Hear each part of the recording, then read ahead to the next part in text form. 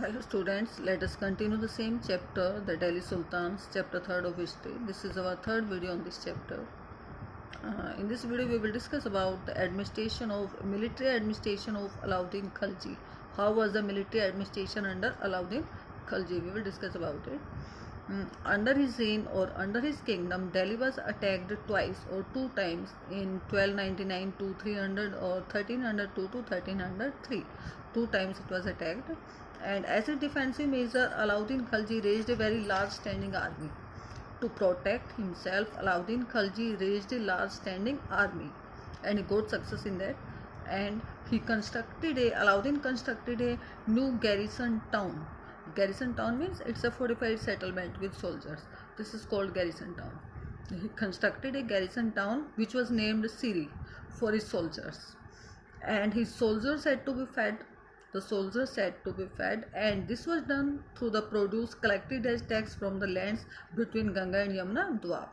And tax was also fixed at 50% of the peasants' production or yield. And the soldiers had to be paid. And the soldiers they had to be paid, and he chose to pay soldiers salary in cash rather than iktas. Ikta means land. He chose to pay soldiers cash salary instead of iktas. He did not give them land. He chose to pay them salary, cash salary to his soldiers, and the soldiers would buy their supply from the peasants in Delhi, and it was feared that the merchants would raise their prices. And next measure was Alauddin's administrative measures were quite successful. He got success in his measures, whatever he adopted. He got success. And chroniclers praised his reign or kingdom for its very cheap prices and efficient supply of goods in the market. In this way, he got success in his administration because the prices were very cheap and efficient supply of goods in the market. And he very successfully challenged the threat of Mongol invasion or attack.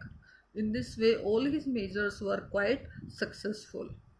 That was about the military administration of Alauddin Khalji. First, he raised a large standing army, then he constructed a garrison town which was named Siri, and the soldiers had to be fed and the soldiers were to be paid. But he chose to pay them cash salary instead of iktas or land. The meaning of ikta is land. And in this way, all his administrative measures were quite successful. Now we will come on to the terms of this chapter. First term is birthright. What is the meaning of birthright? Privilege. Privilege means particular benefit or a special benefit. Privilege or a particular benefit which is claimed on account of birth or whatever we get from our parents, that is our privilege. Privilege claimed on account of birth, this is called birthright. The next one is gender distinction. Gender means male or female. Distinction means differentiation. Social and biological differences between men and women, this is called gender distinction or gender differentiation between male and female. Third one is hinterland. What is hinterland? The land adjacent. Adjacent means near. The land near to a city that supply it with goods and services, this is called hinterland. And the fourth one is garrison town. Garrison town means it's a fortified settlement along with soldiers. This is called a garrison town. And the next one is Ikta. Ikta means land. The land governed by military commander, and it was granted to them for the military services. This is called Ikta. Now what is Iktidar? The landholder. The person who hold that land, that was called Iktidar, or the landholder was called Iktidar. This is the meaning of Iktidar.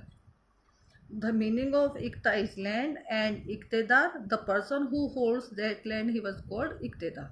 The last one is Namaz. The Namaz means prayer which was read by the Muslim people together in a congregational mosque. This is called Namaz. The prayer which was read by the Muslim people together in a congregational mosque, this is called Namaz.